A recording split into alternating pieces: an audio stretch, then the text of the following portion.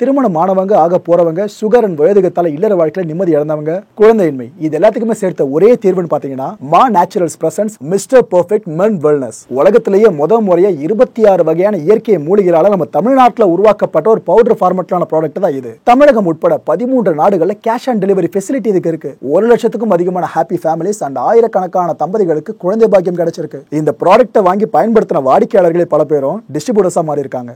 இந்த அளவுக்கு சக்சஸ்ஃபுல் ப்ராடக்டான இதை பத்தி நீங்க என்ன தெரிஞ்சுக்கணும்னா டிஸ்கிரிப்ஷன் பாக்ஸ்ல கொடுக்கப்பட்டிருக்க நம்பர்ஸ்க்கு டயல் பண்ணுங்க.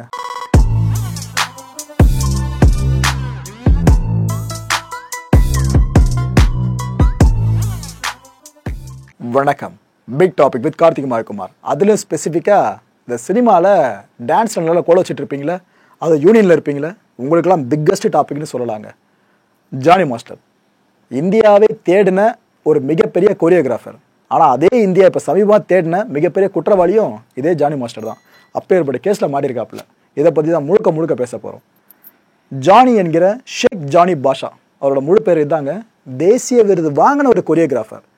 நடன அசைவுகள் சார்ந்து தேசிய விருது கிடைக்குதுன்னா உங்களுக்கு அதிலே புரிஞ்சிருக்கும், பரவாயில்லப்பா நல்லாவே கொரியோ பண்ணியிருக்காரு அப்படின்ற தாட் எல்லா ரசிகர்களுக்கும் வந்திருக்கும்னு சொல்லிட்டு பண்ணது எல்லாமே பெரிய பெரிய படத்தில் பெரிய பாடல்கள், செம ஹிட் அடித்த பாடல்கள். இதில் சில பாடல்களை பற்றி சொல்லணும்னா, மாரி 2 படத்தில் ரவுடி பேபி சாங் இருக்குல்ல, இவர் கொரியோ பண்ணது தான். பட்டாஸ் படத்தில் சில் ப்ரோன் சாங் ஒன்று வரும் பாருங்க, அந்த பாட்டுக்கு இவர் தான் கொரியோகிராஃபரு.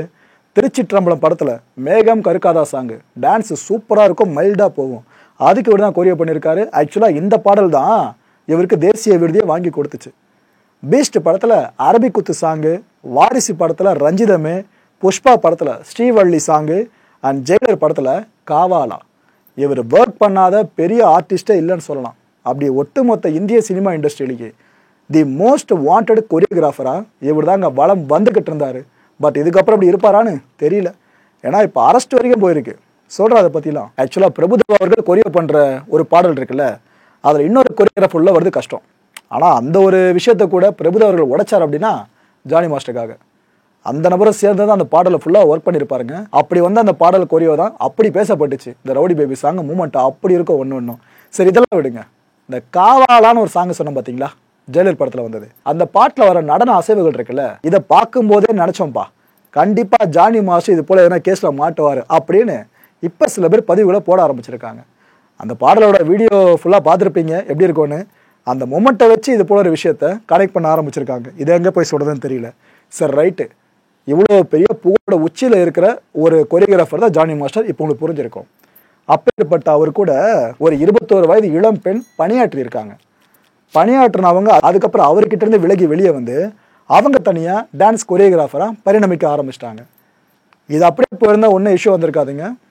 இப்போ அந்த 21 வயது இளம் பெண் என்ன பண்ணியிருக்காங்க, ஹைதராபாத் ராய் துரகரம் ஸ்டேஷன் இருக்குல்ல, போலீஸ் ஸ்டேஷன், அங்கே புகார் கொடுத்துருக்காங்க. வேற யார் மேலேயும் இல்லை, ஜானி மாஸ்டர் இருக்கார்ல, இவர் மேலே தான் புகாரை பதிவு பண்ணுறாங்க. அந்த புகாரில் அவங்க சொல்லியிருக்க விஷயங்கள் ஒன்று இருக்கு. இதெல்லாம் கேட்குறப்ப ஏன்பா கேரள சினிமா இண்டஸ்ட்ரி நடக்கிறதுல ஒன்றுமே இல்லை போல இருக்கு, தெலுங்கு சினிமா இண்டஸ்ட்ரி இன்னும் பயங்கரமாக நடக்கும் போல இருக்கு அப்படின்ற தாட்டை உங்களுக்கே கொடுத்துரும். அந்த பொண்ணு அந்த புகாரில் என்னென்ன சொல்லியிருக்காங்கன்னு பார்த்தீங்கன்னா, கடந்த 2017 வருஷம் ஒரு நிகழ்ச்சி நடந்துச்சுங்க. அந்த நிகழ்ச்சியில் தான் ஜானி மாஸ்டர் நான் முறையாக பார்த்தேன். 2 வருஷம் கழிச்சு உதவி நடன இயக்குனராக என்னை ஒரு மாற்றிட்டார். எனக்கு அப்போ 16 வயசு இருக்கும். நான் இண்டஸ்ட்ரிக்கு வந்த புதுசில் சென்னை, மும்பை, ஹைதராபாத் இப்படி பல இடங்களில் ஷூட்டிங் நடந்துக்கிட்டே இருக்கும். அந்த ஷூட்டிங் நேரத்துலலாம் ஜானி மாஸ்டர் என்னை பாலியல் வன்கொடுமை செஞ்சார்னு அந்த புகாரில் சொல்லியிருக்காங்க.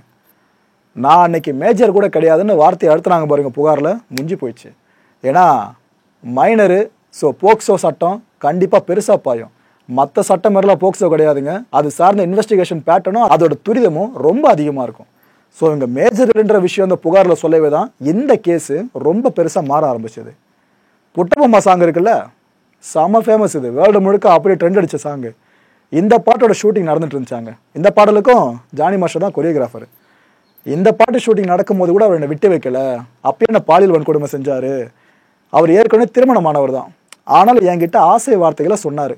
இது போல் உன்னை நான் காதலிக்கிறேன், நீ மட்டும் மதம் மாறுற அப்படின்னா நான் உன்னை திருமணம் பண்ணிக்கிறேன் அப்படின்னு ஜானி மாஸ்டர் அவங்க கிட்ட சொல்லியிருக்காராம். ஆனால் இப்படி என்னை காதலிக்கிறேன்னு சொன்ன அந்த பர்சன் என்னை ஒழுங்காக நடத்தலை, ஒழுங்காக ட்ரீட் பண்ணவே இல்லை.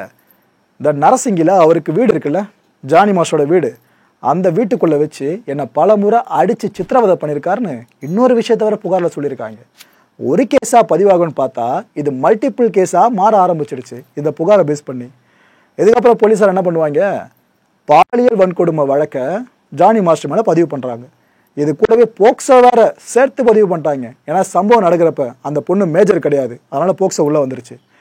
இந்த போக்சோ உள்ளே வந்த விஷயம் தெரிஞ்சதுமே ஜானி மாஸ்டர் எஸ்கேப்புங்க, தலைமறைவு. 5 நாட்கள் வரைக்கும் போலீஸார் தேடிக்கிட்டே இருந்தாங்க. கடைசியில் ஒரு கோவா அண்ட் பெங்களூர் இங்கே தான் இங்கேயும் இடையில இருக்காருப்பா அப்படின்ற இன்ஃபர்மேஷன் மட்டும் போலீஸுக்கு கிடச்சிருச்சு. ஸோ ஒரு பக்கம் ஒரு தேடுற வேலை போயிட்டு இருக்கா, இதை மைண்டில் ஒரு பக்கம் வச்சுங்க. இப்போ இன்னொரு பக்கம் வாங்க. பவன் கல்யாண் இருக்கார்ல, துணை முதலமைச்சர், ஆந்திராவை பேஸ் பண்ணி பார்த்தீங்கன்னா இவரோட ஜனசேனா கட்சியில தான் இவர் உறுப்பினராக இருந்தார். யாரு? ஜானி மாஸ்டர். அவ்வளோ ஏன் சமீபத்தில் நடந்த தேர்தல் இருக்குல்ல, அந்த தேர்தலில் கூட இவர் இந்த கட்சிக்காக பிரச்சாரம்லாம் பண்ண. அப்படி ஜானி மாஸ்டர் இப்போ இப்படி ஒரு கேஸில் மாட்டின அவரை கட்சியில் தொடர்ந்து வச்சிருப்பாங்களா? தூக்கிட்டாங்க. கொஞ்சம் கூட யோசிக்கல, தூக்கிட்டாங்க. போலீஸார் முன்னாடி வேணா கொஞ்சம் தயங்கி இருக்கலாம். எப்போ ஜனசேனா பார்ட்டி வேற, நல்லா வெயிட்டு, பவன் கல்யாணி நல்லா நெருக்க வேற, சினிமா ஆள் வேற, நாம் எப்படி ஆக்ஷன் எடுக்க முடியும்னு அவங்க மேபி தயங்கியிருக்கலாம். ஆனால் இந்த கட்சியிலேருந்து ஒரு நீக்கப்பட்ட விஷயம் வெளியே பிரேக் ஆனதுமே ஜானி மாஸ்டர் தேடுற வேலை ரொம்ப ஸ்பீடாக போச்சு. ஏற்கனவே தெலுங்கு சினிமா இண்டஸ்ட்ரியில் ஜானி மாஸ்டர் பணியாற்றுறதுக்கு தடை விதிச்சிருக்காங்க. நடன இயக்குனர் சங்கம் இருக்குல்ல, அதுலேயும் ஏற்கனவே அவரோட பொறுப்புகள் காலி. அங்கே பெருசாக பரிணமிக்க முடியாது. இப்போ ஏற்பட்ட விஷயங்களை கடந்து இப்போ அரெஸ்ட் வரைக்கும் போயிருக்கு. கைது பண்ணிட்டாங்க. ஜானி மாஸ்டர் தேடி கண்டுபிடிச்சி கைதே பண்ணிட்டாங்க. முதல்ல எங்கே இருப்பாருன்னு சந்தேகிச்சாங்களோ அந்த பகுதிக்கு போயிட்டு அரெஸ்ட் பண்ணியிருக்காங்க. மருத்துவ பரிசோதனைலாம் முடிஞ்சு கஸ்டடியில் எடுத்து அதுக்கப்புறம் விசாரிக்க வேண்டிய விதத்தில் விசாரிக்கிறப்ப இவர் தரப்பு நியாயங்கள் வெளியே வரலாம், இல்லை பல உண்மைகள் இதுவரைக்கும் தெரிய வராது கூட வெளியே வரலாம். ஜானி மாஸ்டர் கேஸில் சிக்கிறது இது முறை இல்லைங்க, இதுக்கு முன்னாடி நடந்திருக்கு. அது வெவ்வேறு கேசஸில் சிக்கியிருக்காப்புல. கடந்த ஜூன் மாதம், இந்த வருஷம் கடந்த ஜூன் மாதம் சதீஷ் அப்படின்ற ஒரு டான்சர், இவர் ஒரு புகாரை பதிவு பண்ணுறாரு. என்ன தெரியுமா சொல்கிறாரு, இந்த சினிமா இண்டஸ்ட்ரியில் எனக்கு நிறைய சான்ஸ் வருது, ஆனால் ஜானி மாஸ்டர் அந்த எந்த சான்ஸையும் கன்வெர்ட் ஆக விட மாட்டுறாரு. அவர் வர்ற சான்ஸ்லாம் தட்டி தட்டி பறிச்சுக்கிட்டே இருக்காரு, எனக்கு வாய்ப்பு வரதை தடுத்துக்கிட்டே இருக்காருங்க அப்படின்னு ஓப்பனாக புகாரை பதிவு பண்ணாப்புல. இது அந்த டைமில் ரொம்ப பெருசாக பேசப்பட்டுச்சு. இதுக்கெல்லாம் முன்னாடி கடந்த 2015 வருஷம் பார்த்தீங்கன்னா ஒரு காலேஜுக்குள்ளே நுழைஞ்சு சண்டை செஞ்சுருக்காப்புல ஜானி மாஸ்டர். இந்த கேஸ் அப்படி விசாரணை அதுன்னு இழுத்து 2019 வருஷம் இந்த கேஸுக்காக இவருக்கு 6 மாதம் வரைக்கும் சிறை தண்டனை விதிக்கப்படுது. உள்ளே போய்ட்டு வந்திருந்தா அப்படி. ப்ரோ அந்த பொண்ணு சொன்னாங்களே இவர் ஏற்கனவே திருமணமானவர்னு சொல்லிட்டு, அப்படின்னா மனைவி இருப்பாங்களே அவங்க எதுனா இந்த கேஸ் சார்ந்து ரியாக்ட் பண்ணியிருக்காங்கன்னு கேட்டிங்கன்னா பெருசாக பண்ணியிருக்காங்க. ஸ்க்ரீனில் பார்க்குறீங்களா, இவங்க பேர் தான் சுமலதா என்கிற ஆயிஷா. ஸோ பிறப்பால் அவங்க ஒரு ஹிந்து மார்க்கத்தை சேர்ந்தவங்க. ஓகேவா? ஜானி மாஸ்டரோட மனைவியான இவங்க பல விஷயங்களை பேசியிருக்காங்க. என் புருஷன் நல்லவன் தான், ப்ரூவ் பண்ணுமா, அதுக்கப்புறம் நான் சில விஷயங்களை பண்ணுறேன் அப்படின்னு ஓப்பனாக சொல்லியிருக்காங்க. என்னென்னலாம் சொல்லியிருக்காங்க, என்னென்னலாம் நடந்துச்சுன்றதை இவங்க பெர்ஸ்பெக்டிவ்லேருந்து ஃபுல்லாக இப்போ ட்ராவல் பண்ணுவோம்.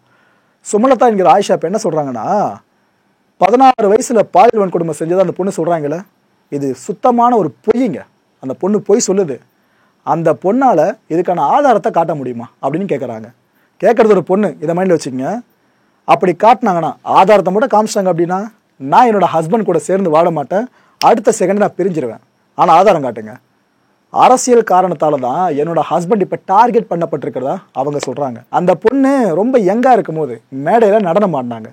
அதுக்கு பிற்பாடு அந்த பொண்ணுக்கு சினிமாவில் நிறைய காசு சம்பாரித்து சொகுசு வாழ்க்கை வாழணும் அப்படின்ற ஆசை இருந்துச்சு. என் கணவர்கிட்ட அந்த பொண்ணு உதவி கேட்டுச்சு. ஸோ இதுக்காக தான் உதவி நடன இயக்குனராக அந்த பொண்ணை அப்பாயின் பண்ணியிருந்தார். இந்த கார்டு எடுப்பாங்களே, பொதுவாக சினிமாவில் டான்ஸ் ஆடுறவங்களா இருந்தால் யூனியனில் சேர்றதுக்கு கார்டு ஒன்று எடுப்பாங்க. அந்த கார்டு எடுக்கிறதுக்கு கூட அந்த பொண்ணுக்கிட்ட அப்போ பணம் கிடையாது. இது எல்லாத்துக்கும் உதவி பண்ணது என் ஹஸ்பண்டு தான். இந்த TFDDDAன்னு சொல்லுவாங்க, அதாவது Telangana film dancers and dance directors association. இங்கே மெம்பர்ஷிப் கார்டு எடுக்கிறதுக்கு முடிவு பண்ணோம், அந்த பொண்ணுக்காக எடுத்து கொடுக்கலான்னு சொல்லிட்டு. அப்போ அந்த பொண்ணுக்காக எல்லா முயற்சியும் பண்ணது என் ஹஸ்பண்ட் ஜானி தான். ஆனால் அந்த பொண்ணுக்கு போதிய தகுதி இல்லை அப்படின்னு சொல்லிட்டு நிராகரிச்சிட்டாங்க. அங்கே கார்டு அவங்களுக்கு கொடுக்க வேணும்னு இவங்க ஒரு விஷயத்த சொல்கிறாங்க.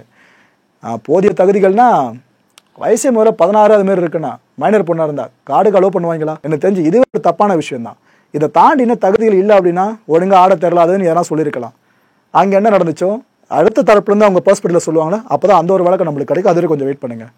ஸோ இங்கே இல்லைன்னு ஆயிடுச்சா, இதுக்கப்புறமா மும்பையில் ஜானி மாஸ்டர் டைரெக்டாக பேசி அந்த பொண்ணுக்கு கார்டு எடுத்து கொடுத்துருக்காப்லையா. இந்த ட்ராவலுக்கு பிற்பாடு வேணா இந்த தெலுங்கு சினிமா இண்டஸ்ட்ரி டான்ஸ் ஆடுவதற்கான அந்த கார்டு இருக்குல்ல, அதை அவங்க பெற்று இருக்கலாம். ஓகே விடுங்க. அவங்க 2 பேரும் நெருக்கமாக இருந்தாங்க அப்படின்னு சொல்கிறாங்களே, இது யார் பார்த்தது? அப்படி பார்த்துருந்தாங்கன்னா, இல்லைனா இது போல விஷயம் அந்த பொண்ணுக்கு நடந்துருந்துச்சு அப்படின்னா அப்போவே புகாரை கொடுத்துருக்கலாமே. அதை விட்டு எதுக்கு இவ்வளோ வருஷம் வரைக்கும் அந்த பொண்ணு சைலண்ட்டாக இருக்கணும்? அவர் கூட ஒர்க் பண்ணுறது எனக்கு கிடைச்ச பெரிய அதிர்ஷ்டம் அப்படின்னு சொன்னது அந்த பொண்ணு தான். இதை சொல்கிறது ஜானியோட மனைவி. அந்த பொண்ணு தான் சொன்னாங்க இந்த வார்த்தைகள்லாம். அவர் மேலே தப்பு இருக்குண்ணா அப்படி சொல்லியிருக்குமா அந்த பொண்ணு அப்படின்னு கேட்குறாங்க. எதுக்காக தொடர்ந்து அவர் கூடயே பணியாற்றணும்? இவ்வளோ ப்ராப்ளமேட்டிக்கான பர்சனை கூட வச்சுக்கிட்டு அந்த பொண்ணுக்கு சாப்பிடணும்னு அவசியமே இல்லையே. அப்போயே வெளியே போயிருக்கலாமே. ஏமா நீ அப்பெல்லாம் பண்ணாமல் இப்போ வந்து எதுக்காகமா கம்ப்ளைண்ட் கொடுக்குறேன் அப்படின்னு அவங்க கேட்குறாங்க. எங்களுக்கு திருமணமாகி 14 வருஷங்கள் ஆகுது. ஆனால் எங்களுக்கு இது வரைக்கும் குழந்தை கிடையாது, எனக்கும் ஜானிக்கும். அவரை பற்றி எனக்கு ரொம்ப நல்லா தெரியும். பாலியல் வன்கொடுமை செய்கிற அளவுக்குலாம் மோசமாக போகிற ஒரு பர்சன் என் ஹஸ்பண்ட் கிடையாதுன்னு இவங்க இன்னும் அவங்களோட ஹஸ்பண்டை டிஃபெண்ட் பண்ண தான் முயற்சி பண்ணிக்கிட்டு இருக்காங்க. லவ் ஜிஹாத் அப்படிலாம் பேசுகிறாங்க. இது ரொம்ப ஹர்ட்டிங்காக இருக்கிறதா அவங்க சொன்னாங்க. லவ் ஜிஹாத் இந்த டேர்ம் உங்களுக்கு தெரியும்னு நினைக்கிறேன். ஒரு மார்க்கத்தினர் சார்ந்து காதல்ன்ற ஒரு ஆயுதத்தை பயன்படுத்தி அவங்க மார்க்கத்துக்கு இழுப்பாங்க, கன்வெர்ட் ஆக வைப்பாங்க. இதைத்தான் லவ் ஜிஹாத் அப்படின்வாங்க. இந்த ஜிஹாத்ன்றதை பயங்கரவாதம் சார்ந்து சில பேர் பயன்படுத்துவாங்க. புனிதம்ன்ற ஒரு விஷயத்த எப்படி பயன்படுத்த ஆரம்பிச்சாங்க, அதை அப்படி லவ் ஜிஹாத்தாக மாற்றினாங்க. அங்கேனாப்பா பயங்கரவாதிகள் ஆயுதங்களை வச்சு பண்ணுவாங்க, நீங்கள் லவ் வச்சு பண்ணுறீங்கன்ற மாதிரி. இது சில வருஷங்களுக்கு முன்னால் பெரிய டாக்காக போயிட்டு இருந்துச்சு நம்ம நாட்டிலேயே. அவ்வளோ கான்ட்ரவர்சியான மேட்டராக மாறிச்சு. அந்த லவ் ஜிஹாத்தை பற்றி இப்போ பல பேர் பேசுகிறாங்க. எது என் ஹஸ்பண்ட் இது போல் லவ் ஜிஹாத் பண்ணுறாருன்னு. என்னோட கணவர் அப்படிப்பட்டவர் கிடையாதுங்க. நான் பிறப்பால் ஒரு ஹிந்து தான். ஆனால் நான் ஹிந்து ஃபங்க்ஷன்ஸ் போகிறேன், அதை செலிப்ரேட் பண்ணுறேன் அப்படின்னா அதுக்கு ஜானி மாஸ்டர் என்னோட கணவரும் வருவார், அவர் ஹிந்து செலிப்ரேஷனில் பங்கேற்றுப்பார். அவரை போயிட்டு இப்படி லவ் ஜிஹாத்னு முத்திர குத்துறதெல்லாம் நியாயமே இல்லைன்னு இவங்க பயங்கரமாக பேசியிருக்காங்க. இதெல்லாம் சொல்லிட்டு வந்து அவங்க கடைசியாக என்ன சொல்லி முடிக்கிறாங்கன்னா, இவ்வளோ நாளாக அந்த பொண்ணு எங்கே போனா, எல்லா ஆதாயத்தையும் அவர்கிட்ட இருந்து பார்த்துக்கிட்டு எல்லாத்தையுமே பண்ணிக்கிட்டு இப்போ வந்து அவர் மேலே கம்ப்ளைண்ட் கொடுக்குறான்னா, இவளுக்கு பின்னாடி வேற யாரும் இருக்காங்க, இந்த பொண்ணு மட்டும் கிடையாது. என் கணவர் ஸ்டேஷனில் இருக்கார் அப்படின்னு எனக்கு ஒரு கால் வந்துச்சு. நான் ஸ்டேஷனுக்கு வந்து பார்த்தா அவர் காணோம். அப்புறம் தான் தெரியுது அது ஃபேக் கால்னு. அதுக்கப்புறம் நான் கிளம்பி வீட்டுக்கு வந்துட்டேன் அப்படின்னு சொல்லியிருக்காங்க. ஸோ ஒரே ஒரு புகார் எப்போ ஏற்பட வழக்கம் மாறி நிற்கிது பார்த்தீங்களா. ஆக்சுவலாக ஜானி மாஸ்டரை பற்றி இண்டஸ்ட்ரியில் பல பேர் பல விதமாக பேசுவாங்க. அவரோட டான்ஸ் மூமெண்ட்ஸ்லாம் இருக்குல்ல, அது ரொம்ப எக்ஸாஜரேட் பண்ணப்பட்டிருக்கு. அதாவது பிரபுதேவா சாராக இருக்கட்டும், ஷோபி மாஸ்டராக இருக்கட்டும், இன்னும் பல பேர் ராயசுந்தரம் மாஸ்டர், இன்னும் நிறைய பேரை சொல்லலாம். அவங்களோட டான்ஸ் அவ்வளோ யூனிக்காக இருக்கும். இதுதான் டான்ஸ்ன்ற மாதிரி இருக்கும். ஆனால் விஜய் சாரே கையில் கிடச்சும் கூட இவர் வேஸ்ட் பண்ணியிருக்காரு. ரஞ்சிதா மிஸ் சாங்கில் இருக்க மூமெண்ட்ஸில் அந்தளவுக்கு சோபிக்கலப்பா, ஆனால் அதை பயங்கரமாக எல்லாம் எக்ஸாஜரேட் பண்ணி பேச ஆரம்பிச்சிட்டான்னு சில பேர் சொன்னாங்க. அந்த சில பேரில் டான்ஸ் கொரியோகிராஃபர்ஸாக இருக்காங்க. அதோட நண்பரை பற்றி சொல்லணும், திரு அன்வர் அவர்கள். இவரை நீங்கள் ரியாலிட்டி ஷோலாம் பார்த்துருப்பீங்க. இவர் ஒரு நல்ல டான்ஸ் ஆடுற ஒரு பர்சன் தாங்க. அதுவும் நடன கலைஞர்கள் மத்தியில் இவர் ஒரு இன்ஸ்பிரேஷனாக பல பேரும் பார்த்துக்கிட்டு இருக்காங்க. அப்பேற்பட்ட அன்வர் மாஸ்டர் அவர்கள் ஜானி அவர்களை பற்றி சில விஷயங்களை அப்பவே எங்கிட்ட ஷேர் பண்ணியிருந்தாங்க சில மாதங்களுக்கு முன்னாடி. அதை இப்போ நான் ரீகால் பண்ண விரும்புகிறேன், பாருங்க. பிரதர், ஆக்சுவலாக அந்த வாரிசுன்ற படம் வந்துச்சுல, அப்போ நம்ம ரசிகர்கள் ஒரு விஷயத்தை பற்றி பெருசாக விவாதம் பண்ணாங்க. குறிப்பாக விஜய் அவர்களோட ரசிகர்கள் என்ன சொன்னாங்கன்னா, அந்த வாரிசு படத்தில் ஷோபி மாஸ்டர்களும் ஒரு பாட்டு பண்ணியிருக்காப்புல, இன்னொரு பக்கம் ஜானி அவர்களும் பண்ணியிருக்காரு. ஒருத்தர் அங்கேருந்து வந்தவர், ஒருத்தர் இங்கே நம்மளோட மண்ணோட மைந்தர் இங்கேருந்து போனவர். அதில் நிறைய பேருமே சொன்னது ஷோபி மாஸ்டர் ஸ்கோர் பண்ணிட்டார்ப்பா, என்ன மூமெண்ட் அப்படின்ற மாதிரி சொன்னாங்க. இன்னொரு பக்கம் ஜானி மாஸ்டர் லென்த்தியான ஒரு இடத்த கொடுத்து இந்த ரஞ்சிதமே பாட்டில் அந்த பாட்டு முடிகிற வரைக்கும் அப்படி ஃபயராக கொண்டு போயிருப்பார். இதில் விவாதங்கள் நிறைய இருக்குது. ஆனால் அன்வர் அவர்கள் ஒரு டான்ஸ் கொரியோகிராஃபராக சொல்லுங்கள், உங்களுக்கு அந்த வாரிசு படத்தில் யாரோட கொரியோகிராஃபி ரொம்ப பிடிச்சது? Honest, to be honest. 100% டவுட்டே இல்லாமல் ஷோபி மாஸ்டர் தான். அதில் எந்த ஒரு யோசிக்க வேண்டிய ஒரு செகண்ட் கூட யோசிக்க வேண்டிய அவசியமே இல்லை. ஏன்னா எனக்கு அவர் அவர் பேர் என்னது, ஜானி மாஸ்டர் டான்ஸராக இருக்கப்பதுலேருந்து எனக்கு தெரியும். அவர் எப்படின்னா, உண்மையாகவே சொன்னால் அவர் பெரிய டான்ஸர்லாம் கிடையாது. அவர் சும்மா பின்னாடி நிற்பார். நாங்கள்லாம் ஆடிட்டு போவோம் ராஜு மாஸ்டர் கிட்ட, தூரமாக நிற்பார். அது அவருக்கே தெரியும். எனக்கே ஞாபகம் இல்லை, அவரோட மேனேஜர் தான் பேசிட்டு, மாஸ்டர் உங்களுக்கு தெரியும் ஜானி மாஸ்டர் தான் ராஜு மாஸ்டர்லாம் பண்ணுவார்ல, அப்போ அவர் இருப்பார். யாரா ஒரு சில பேர்லாம் சொன்னேன். ஐயோ அவங்களாம் உங்கள் பின்னாடி இருப்பாங்க, இவரெலாம் பின்னாடியே இருக்க மாட்டார், தூரமாக இருப்பார். ஒரு டைமுக்கு மேலே இண்டஸ்ட்ரி மாறி அவங்களாம் எல்லாருமே நினைக்கிறதான், தெலுங்கு இண்டஸ்ட்ரியில் அவங்களுக்கு அவங்களுடைய ஆட்களை முன்னுக்கு கொண்டாடணும் அப்படின்னு நினச்சாங்க. அப்படின்னு நினச்சிட்டு, ஏன்னா பேசிக்கலி என்னென்னா, இங்கேருந்து நான் ஒரு கொரியோகிராஃபர் போனோன்னா அவருக்கு ஃப்ளைட் டிக்கெட் போடணும், ஒரு ஸ்டார் ஹோட்டலில் அட்லீஸ்ட் ஒரு 3 ஸ்டார் ஹோட்டலில் ரூம் போடணும், அவருக்கு வேலைக்கு சாப்பாடு கவனிக்கணும், வர போகிறதுக்கு வண்டி அரேஞ்ச் பண்ணணும். இதுவே லோக்கலில் இருக்கிற கொரியோகிராஃபருக்கு பண்ணால் அதெல்லாம் தேவையில்லை, பேமெண்ட்டே கொடுக்கலன்னா கூட பேர் கூட பண்ணிட்டு போவாங்க. ஓகேயா? ஸோ இந்த மாதிரி தான் பார்த்துருக்கோம் நாங்கள் ஜானி மாஸ்டர் அப்படி பார்த்தது தான். அதுக்கப்புறம் ஆஃப்கோர்ஸ் ஒரு சில சாங்ஸ்லாம் ரொம்ப நல்லாவே பண்ணார். அந்த புட்டபொம்மா சொல்கிறீங்க, அதெல்லாம் சூப்பராகவே பண்ணியிருந்தார். அதெல்லாம் இது சொல்ல நீங்கள் கம்பேரிசனே பண்ணக்கூடாது. ஃபர்ஸ்ட் ஆஃப் ஆல் அவரது ஓகே தான். அந்த சாங் எனக்கு ஆக்சுவலாக பண்ணுறப்ப எனக்கு இந்த சாங்கே எனக்கு வந்து எனக்கு சாட்டிஸ்ஃபைங்காக இல்லை. அரபிக் குத்து எனக்கு சாட்டிஸ்ஃபைங்காகவே இல்லை. அது கொஞ்சம் விஜய் சாரோட பாடி லாங்குவேஜ் கொஞ்சம் வீக்காக காமிச்ச மாதிரி இருந்துச்சு. அவர் ஸ்டைலாக டான்ஸ் மூவ்ஸ்லாம் அப்படி பண்ணுவார். எந்த ஒரு ஸ்டெப்பு கொடுத்தாலும் அவ்வளோ அழகாக பண்ணுவார். அதில் கொஞ்சம் ரொம்ப ஒரு மாதிரி அது எப்படி சொல்லி தப்பாயிடக்கூடாது. ஆனால் எனக்கு ஒரு சில இதெல்லாம் கன்வின்சிங்காகவே இல்லை, சாட்டிஸ்ஃபைடாகவே இல்லை. அதுக்கப்புறம் இந்த சாங் கூட நீங்கள் சொன்ன வாரிசு சாங் கூட நான் பார்த்தோன்னு நினச்சேன், என்னடா இவ்வளோ ஒரு பெப்பியான சாங்கு, ரொம்ப இவர் என்ன மாதிரி டான்ஸர், இவரை போய் நிற்க வச்சுட்டு இப்படிலாம் பண்ணிட்டு இருந்தா அது நல்லா இல்லை. அது எனக்கு அது உண்மையாக பிடிக்கல. ஸோ 100% ஷோபி மாஸ்டர் தான். மக்களை இந்த கான்டென்ட்டை பொறுத்திருக்க நாமல் எதிர்பார்க்க வேண்டிய விஷயம் ஒன்று தான். தெலுங்கு சினிமாலையும் இந்த கேரளா இண்டஸ்ட்ரியில் ஒரு அமைப்பு வந்து எல்லாத்தையும் உண்மையை தோல் உடிச்சு காமிச்சிட்டு இருக்காங்களே, அதே மாதிரி ஒரு ரிப்போர்ட்டு இந்த ஹேமா கமிட்டி மாதிரி இந்த இண்டஸ்ட்ரியிலையும் வர்றதுக்கு ஒரு வாய்ப்பு இப்போ ஏற்பட்டிருக்கு. அடுத்து இப்போ எல்லா மக்களும் எங்கே திரும்பி பார்ப்பாங்க? நம்ம கோலிவுட் தமிழ் சினிமா இண்டஸ்ட்ரியை. அடுத்து என்னென்ன பூதங்காலம்னு வெயிட் பண்ணி பார்ப்போம். அடுத்த நிகழ்ச்சியை சந்திக்கலாம். நன்றி, வணக்கம். வணக்கம் மாயம் ஸ்டுடியோஸ் நண்பர்களே. மாயம் ட்ரெண்ட்ஸ் அப்படின்ற ஒரு புதிய ஃபேஸ்புக் பேஜை ஓப்பன் பண்ணியிருக்கோம். நீங்கள் யூடியூப்பில் பார்த்துட்டு இருக்கீங்களா நம்மளோட கான்டென்ட்ஸ்லாம். இதெல்லாம் விட ஒரு படி மேலே ரொம்ப கிறிஸ்பாகவும் ரொம்ப சூப்பராகவும் நிறைய கான்டென்ட்ஸ் உங்களுக்கு இந்த பேஜில் காத்துட்ருக்கீங்க. ஸோ உடனடியாக ஃபேஸ்புக் பிளாட்ஃபார்ம் போங்க, மாயம் ட்ரெண்ட்ஸ்னு டைப் பண்ணி சர்ச் பண்ணி நம்ம பேஜை ஃபாலோ பண்ணுங்கள். அப்படியே நம்ம சேனலையும் நீங்கள் சப்ஸ்கிரைப் பண்ணிட்டீங்க அப்படின்னா இன்னும் நிறைய புது கான்டென்ட்ஸை உங்களுக்காக ப்ரொடியூஸ் பண்ணி கொடுத்துக்கிட்டே இருப்பாங்க. நீங்கள் பண்ணுற ஒவ்வொரு சப்ஸ்கிரிப்ஷனும் எங்களுக்கு பெரிய மோட்டிவேஷனாக அமையும்.